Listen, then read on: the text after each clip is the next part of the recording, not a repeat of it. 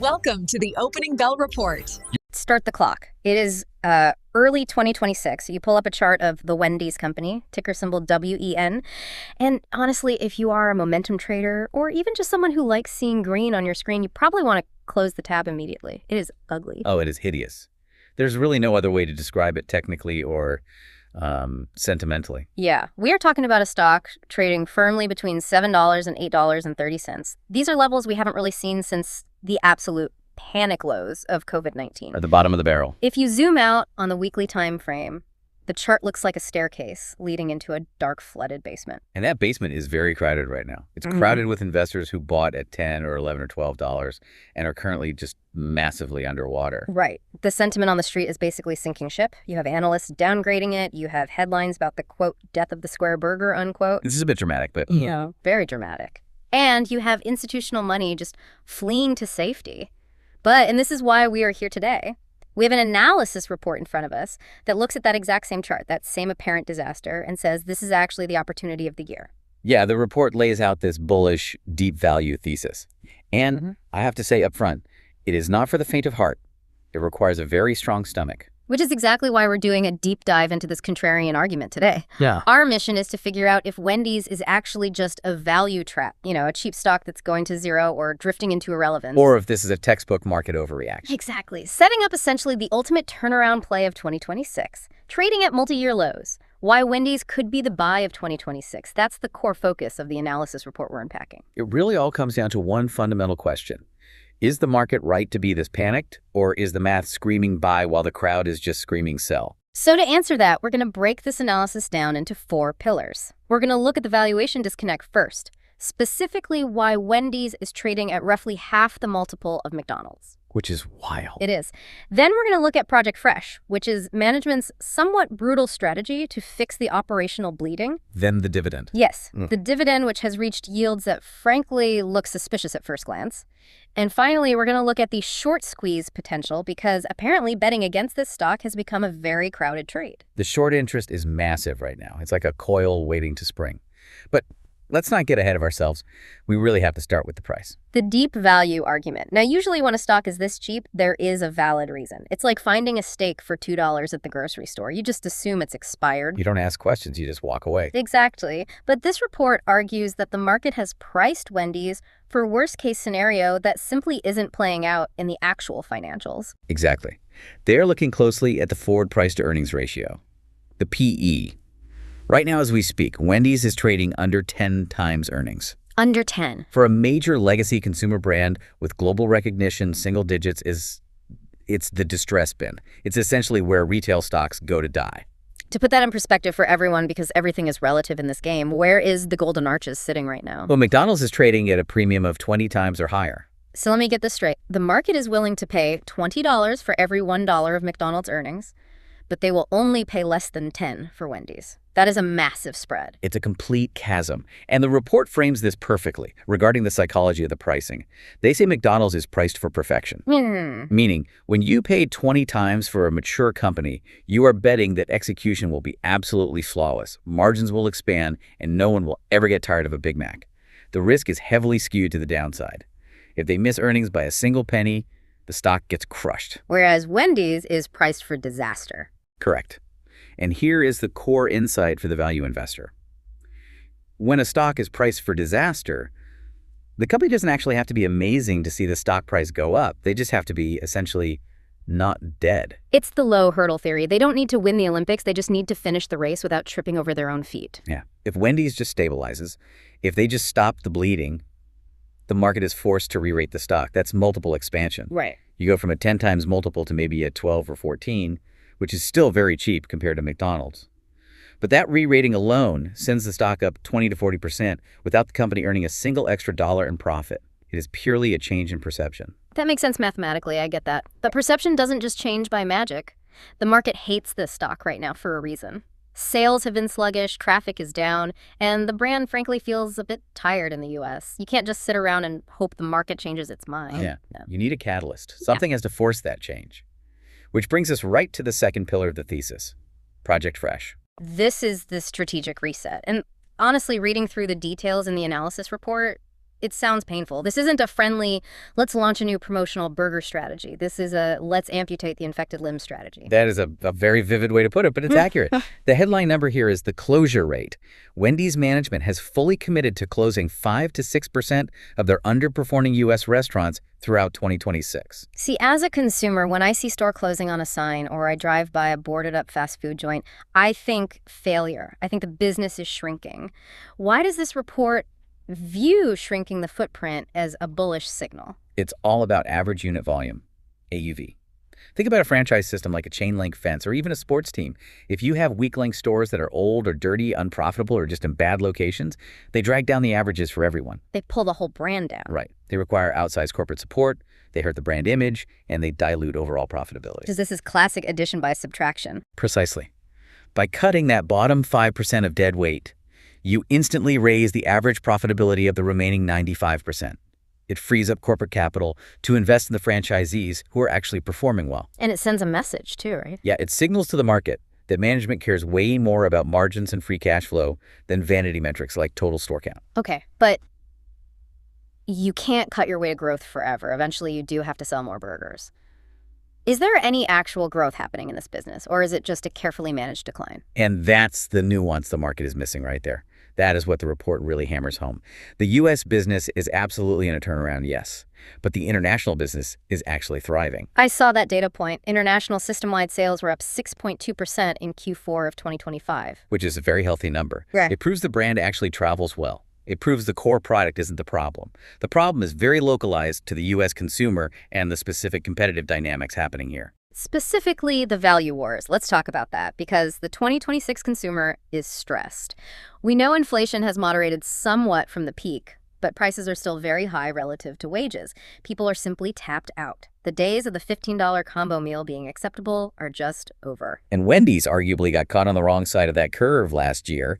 They let their pricing drift too high, they leaned way too hard on premium menu items, and they lost the value-conscious eater to competitors, or simply to the grocery store. Yeah, eating at home is the real competitor right now. Exactly. So Project Fresh is aggressively attacking that lost ground. The report mentions they are rolling out everyday biggie value. Right. They're essentially re-anchoring the entire menu at a price point that competes directly for that budget-conscious dollar. It's a hard pivot back to their historical roots. But here's the obvious risk with a strict value strategy. It's a volume play. You accept significantly lower margins per burger to get the foot traffic back in the door. If you lower your prices and the people still don't show up, you just torched your margins for nothing. That is the execution risk, plain and simple. But the report argues that even moderate success in this value pivot, combined with the store closures, creates a hard floor for the stock. They don't need to dominate the industry, they just need to stop losing market share. Okay, so we have a cheap stock, and we have a concrete plan to fix the operations. But turnarounds take real time. Renovating stores takes time. Changing consumer perception takes a lot of time. And usually, while you wait for all that, your money is just dead money. It's sitting there doing nothing. Usually, yes.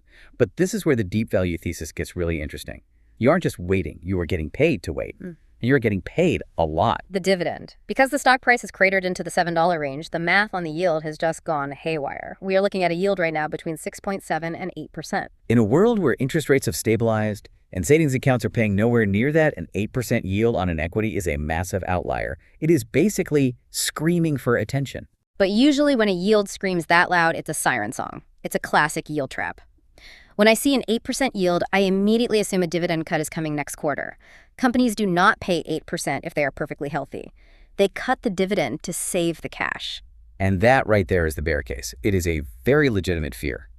If Wendy's actually cuts the dividend, the stock probably drops another 20% overnight because all those income investors will just capitulate and sell. So how does the analysis report debunk that? How can they claim this massive payout is actually safe with a straight face? They go straight to the free cash flow, FCF. This is the lifeblood of any business. It doesn't matter what the adjusted accounting earnings say, it only matters how much actual cash is entering the bank account after all the essential bills are paid. Run the actual numbers for us. Wendy's official guidance for 2026 projects free cash flow of $190 million to $205 million. Now you compare that to the actual cost of the dividend. Based on the current share count and the current payout, the cash flow covers the dividend with a payout ratio of roughly 54%. Just 54%. Right. So for every dollar of cold hard cash they generate after paying for all their operations and capital expenses, They only actually need 54 cents to pay that massive dividend. That implies a pretty significant safety buffer. It does. A true danger zone payout ratio is usually over 80 or 90%. If it were that high, you'd be right to assume the cut is inevitable.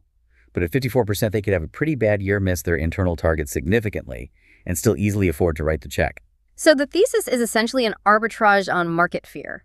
The market has completely panicked and priced in a dividend cut that the cash flow statement explicitly says isn't necessary. Exactly. The report refers to this as getting paid to wait. It drastically lowers your break-even point on the investment. Think about it. If the stock goes absolutely nowhere for a full year, literally stays flat at $7.50, you still made an 8% return. Which beats the S&P 500 in a lot of historical years. Exactly. All right, I am really starting to see the picture here. You buy the underlying asset at a distress price. You collect the rent, which is the dividend, while you wait for the renovation project fresh to finish. That's a sensible, arguably boring value investing strategy. It is. It's deeply grounded in classic fundamentals. But the report has one more major section, and this part isn't boring at all. This is where we get into the mechanics of a market squeeze. Let's talk about the short squeeze angle. Yeah, this moves us away from the balance sheet and right onto the battlefield of market structure. We need to explain the setup here clearly, because this isn't just a case of people don't like the stock. This is a case of people are betting heavily with real leverage that the stock will crash further. The report highlights that short interest is nearly 20% of the float. For the listener who doesn't track this stuff daily, contextualize 20%.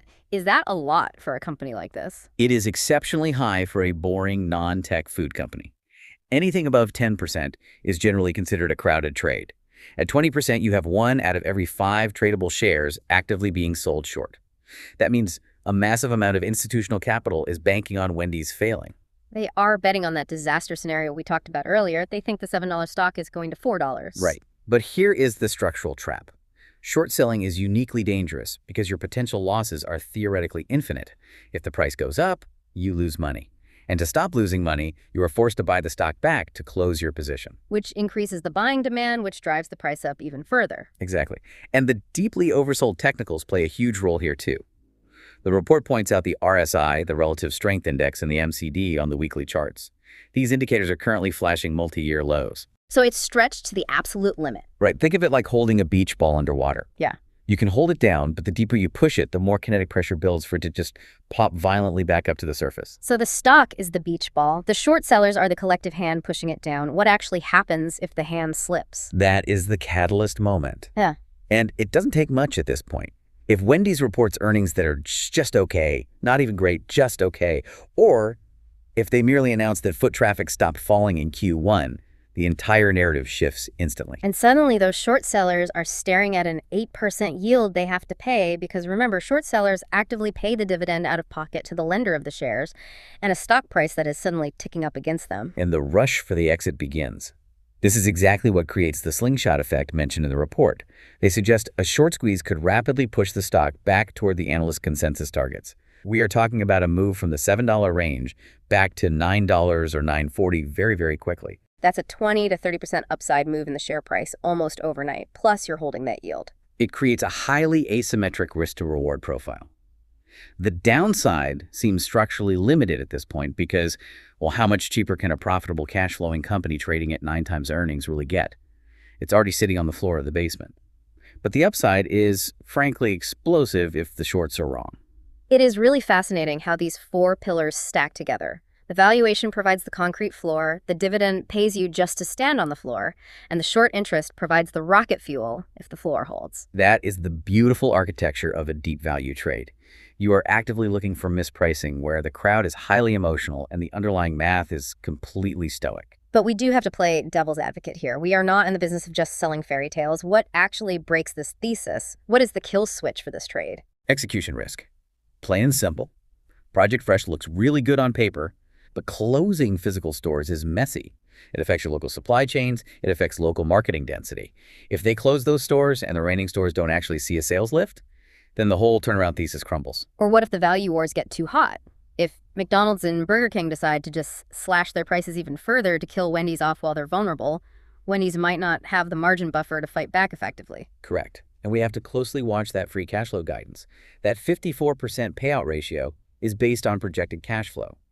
If macro sales dip further, that cash flow shrinks, The payout ratio spikes up to 80 or 90%, and suddenly that dividend cut becomes a very harsh reality. So you have to watch the quarterly earnings reports like a hawk. This isn't a buy and forget forever stock. This is a buy and verify stock. Absolutely. You are betting on a turnaround, and turnarounds are notorious for having false starts.